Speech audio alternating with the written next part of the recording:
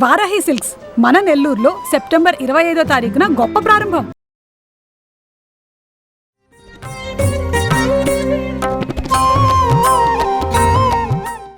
నమస్తే రమ్మగారు. నమస్తే జయ.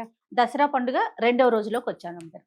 ఈ రోజు యొక్క అలంకరణ, అమ్మవారి పూజా విధానం ఒక్కసారి మాట్లాడదు. నవదుర్గా విశేషాలలో ఈ రోజున అమ్మవారు బ్రహ్మచారిణిగా పూజింపబడుతుంది. శ్రీశైలం దేవస్థానంలో అమ్మవారికి బ్రహ్మచారిణి స్వరూపంలో అలంకారం చేస్తారు.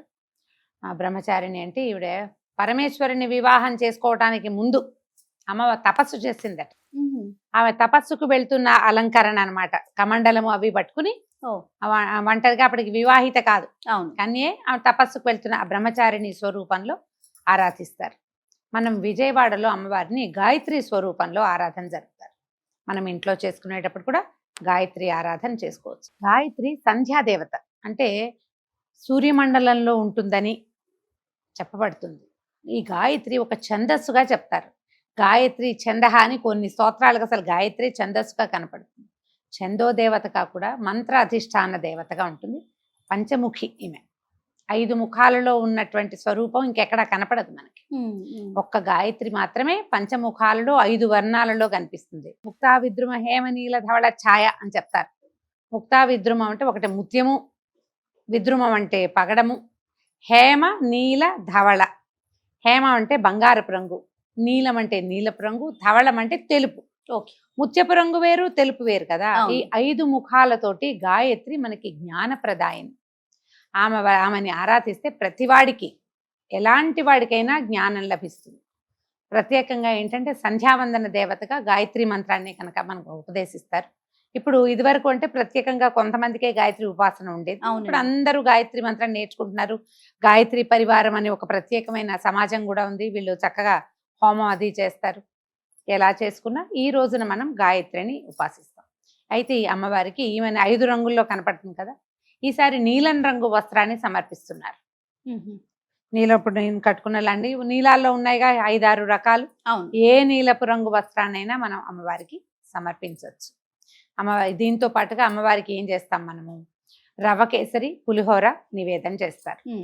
మన ప్రాంతాన్ని బట్టి కూడా కొంచెం ముందు వెనకాల మార్పులు ఉంటాయి, కానీ రవ కేసరి అయినా చేయొచ్చు, పులిహోర అయినా చేసి నివేదన చేయవచ్చు.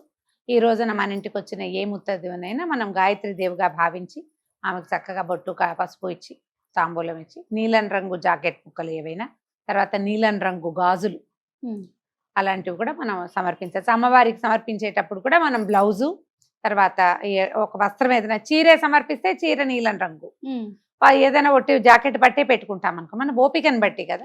నీలం రంగు వస్త్రాన్ని సమర్పించాలి. అయితే మనం కుమారి పూజ చేస్తాం రోజుకొకటి. ఈ రోజున చేసే కుమారికి 3 సంవత్సరాల కుమారిని పెట్టుకోవాలి మనం. ఓహో. అయితే ఈ 3 సంవత్సరాల బాలికని త్రిమూర్తి అంటారు. ఈ 3 ఏళ్ల బాలిక అంటే 3 నిండింది అనమాట. 3 సంవత్సరాలంటే 3వ 7 కాదు. ఓకే, 3 నిండిన బాలిక. ఈమెని గనక అంటే 3 ఏళ్ల బాలికని గనక పూజిస్తే మనకి ఒక్కొక్క దానికి, ఒక్కొక్క బాలికకి ఒక్కొక్క ప్రయోజనం కూడా చెప్తారు. జ్ఞానం లభిస్తుందట. ఈ రోజున ఎలాగో గాయత్రి స్వరూపమే కదా మనం చేసుకునేది. అవునండి. అయితే ఈ గాయత్రి అమ్మవారికి ఏ పువ్వులతో పూజ చేయాలి, ఎలాంటి పూజ చేయాలి అంటే, గాయత్రి ఆరాధనకి ప్రత్యేకంగా మంత్రం ఎలాగో ఉంది. గాయత్రి మంత్రం చెప్పుకుంటాం. గాయత్రి అష్టోత్తర శతనామావళి కనిపిస్తుంది.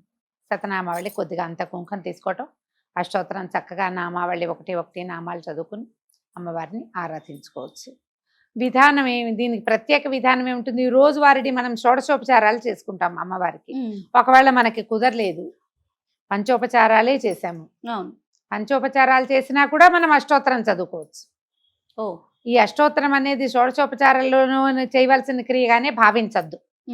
అష్టోత్తరం చదివే సమయం ఉంది, అర్చన మొత్తం సాంగంగా కుదరదు, పర్వాలేదు.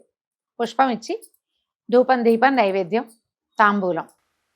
ఈ తాంబూలానికి ముందు, ధూప దీపాలకి ముందుగా మనం పువ్వులు పెట్టి దీపం పెట్టుకుంటామా, దీపారాధన చేయగానే అష్టోత్తరం చదివేసుకోండి. గాయత్రి మంత్రం చదువుకోండి. ఒకవేళ మీకు అవగాహన ఉండి అలవాటు ఉంటే లెక్క పెట్టుకోండి. 1 2 3 11 సార్లు. ఇప్పుడు చూడు, 1 2 3 4 5 6 7 8 9 అయిందా ఇక్కడ దాకా. మళ్ళీ ఇక్కడికి వెళ్ళండి. 10 11 11 సార్లు. మీరు 21 సార్లు చదవాలంటే 2 9లు చేసి 2 9 18 19 20 21 ఇది లెక్క పెట్టుకుని మంత్రం చదువుకోండి.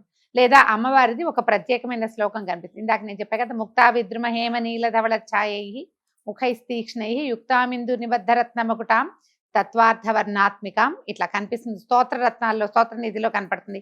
మామూలుగా గాయత్రి ఆరాధన అనగానే ఈ శ్లోకం సంధ్యావందనంలో ఈ ప్రత్యేక శ్లోకం కనిపిస్తుంది. ఆ ఒక్క శ్లోకాన్నైనా మీరు 9 సార్లు, 11 సార్లు, 21 సార్లు మీ శక్తి ఉండి, ఓపిక ఉండి, సమయం ఉంటే 108 సార్లు చదువుకోండి. కొద్దిగా కొంచెం పెద్ద శ్లోకం. ఓకే, అష్టోత్తరమే చేయగలిగితే మంచిది. లేదా ఈ శ్లోకాన్నైనా కూడా మీరు 108 సార్లు చేసుకున్నా కూడా విశేషమైన ప్రయోజనం లభిస్తుంది. ఎందుకంటే గాయత్రి మనకి బుద్ధి వికాసాన్ని కలిగిస్తుంది. సూర్యమండలావర్తిగా ఉంటుంది ఈమె. దానివల్ల మనం చూడు, రోజు తూర్పు తిరిగి దండం పెట్టు అని చెప్పుకుంటామా? సూర్యుడిని చూస్తూ ఉంటే కూడా బుద్ధి వికాసం కలుగుతుంది. ఈ సూర్యమండలంలో గాయత్రిని భావిస్తే ఇంకా బుద్ధి వికాసం కలుగుతుంది. ఇలా ప్రత్యేక దినాల్లో దేవి సుప్రసన్నత ఉండే కాలంలో గనక మనం ఈ దేవతని పదే పదే ఎక్కువ సార్లు గనక మనం చేసుకుంటే రేపు రాదు కదా, ఈ ఒక్క రోజునే మనం గాయత్రి ఆరాధన చేస్తాం. ఉదయమో సాయంకాలమో మీ అవకాశాన్ని బట్టి 9, 11, 21, 108 సార్లు అమ్మవారి శ్లోకాన్ని చదువుకోండి. ఇంటికి వచ్చిన ముత్తైదులందరినీ, ప్రతి వాళ్ళని ఎప్పుడు కూడా ఈ 10 రోజుల్లో దుర్భాషలాడద్దు, పదునైన మాటలు మాట్లాడకండి, పోట్లాటకి దారితీసే ఏ అవకాశాన్ని తీసుకోవద్దు. సాధ్యమైనంత నిశ్శబ్దంగా ఉండండి. చక్కగా ఏదైనా స్తోత్రం చదువుకోవటం, అమ్మవారికి మనం చేయగలిగిన నివేదన రవకేసరి పులిహోర ఎలాగో ఇస్తారు. నీలం రంగుతో ఒక్క వస్త్రాన్నైనా సమర్పించి అమ్మవారిని ఆరాధించుకుందాం. రమ్మగారు, ఏమైనా ప్రత్యేకమైన నియమాలు పాటించాలండి ఇప్పుడు ఈ 10 రోజులు కూడాను? సాధారణంగా మనము దీక్ష అని పెట్టుకుని ఈ 10 రోజులు మనం పూజ చేసుకుంటాం అనుకుంటే దానికి సాధారణ నియమం ఏకభుక్తం, భూసైనం, బ్రహ్మచర్యం. ఏకభుక్తం అంటే ఒక పూట తినటం, పొద్దున ఏదైనా ప్రసాదంగా తీసుకుని రాత్రికి భోజనం చేయటం, సాయంకాలం పూజ అయిన తర్వాత. భూసైనం అంటే సాధారణ భర్తలతో కలిసి పడుకోకూడదు, మంచం మీద పడుకోకుండా ఉంటే మంచిది. ఏ నడునొప్పో బాధ ఉన్న వాళ్ళ పరిస్థితి వేరే. మూడోది బ్రహ్మచర్యం, ఇది తప్పదు. అయితే మనం ఏకభుక్తం అని చెప్పినప్పుడు మాంసాహార విసర్జన అవసరమే. ఈ 10 రోజులు చేయకుండా ఉండటమే మంచిది. నమస్తే రమ్మగారు. నమస్తే.